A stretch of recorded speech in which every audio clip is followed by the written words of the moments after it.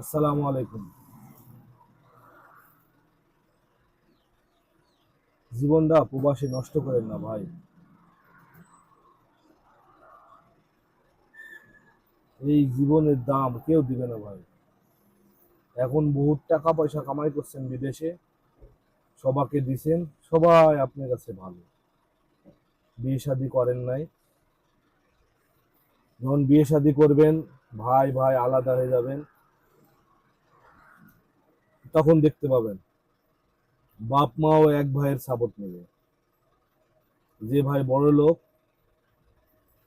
সে তার দিকে কথা বলবে, কিন্তু আপনার দিকে কথা বলবেন না। তাই সময় থাকে সৎ ব্যবহার করেন। যদি টাকা পয়সা কামাই করা থাকে, তাহলে টাকা পয়সা কামাই করে নিজের ব্যাংক ব্যালেন্স করেন, দেশে যাই বিয়ে শাদী করেন, এটাই ভালো। ঠিক আছে, এটাই সবচেয়ে ভালো হবে। কারোর জন্য কি করছেন আপনি? আপনি সব কিছু দিচ্ছেন। আপনি যখন বিদেশ আসছেন আপনাকে কে কয় টাকা দিছে? আপনাকে সবাক দিতে হবে। আপনাকে কেউ 1 টাকা দিছে? দিলে ওই বাপই দিছে, বাপের টাকা আইছে। টাকা ঋণ বাকি এখনো শোধ হয়নি, কিস্তি আছে, লোককে দিচ্ছেন, ও পাঠাচ্ছেন, এ বন্ধু বান্ধবকে মোবাইল দিচ্ছেন, এ দিচ্ছেন, ও দিচ্ছেন, কোনো লাভ নাই ভাই। বুঝতে পারবেন যখন আপনি কামাই থাকবে না, তখন বুঝতে পারবেন। আমার এলাকার একটা লোক ছিল, নাম হইলো, নাম বলছি না থাক, যে আমি যখন বিদেশে আসি ওর কাছে উঠছিলাম, আমার মামু হয়। তে তখন ও মাসে 5-10 লাখ টাকা ওর কাছে কিছু না কামাই করা। ও daily Saudi riyal 1,000, 1,000 riyal, 2,000, 5,000, 10,000 riyal কামাই করত।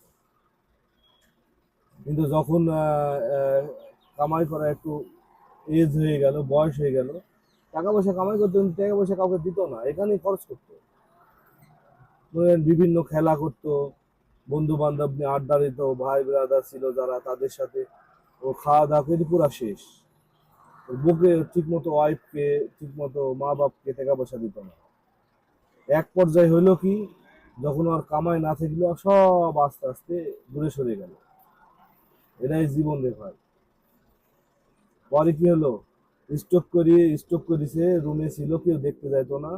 পরে রুমওয়ালারা, রুমমেটরা ওকে বাইরে বের করে দিছিল।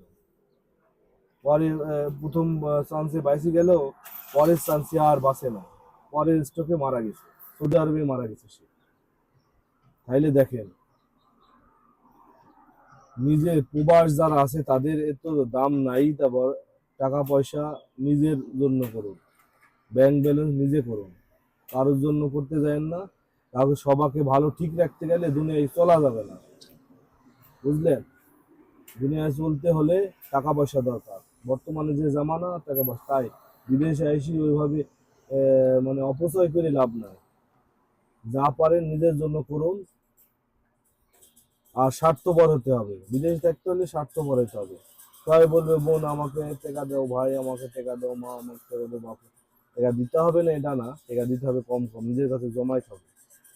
নিজে যাই, আমার বিপদ আপদ বলে আসে না, একটা বিপদ হইলো তখন কি করবেন? তাই বিদেশের বাড়িতে হলো টাকা পয়সা নিজে জমান, নিজের কাছে রাখুন, আর সাবধানে থাকুন, ভালো থাকুন।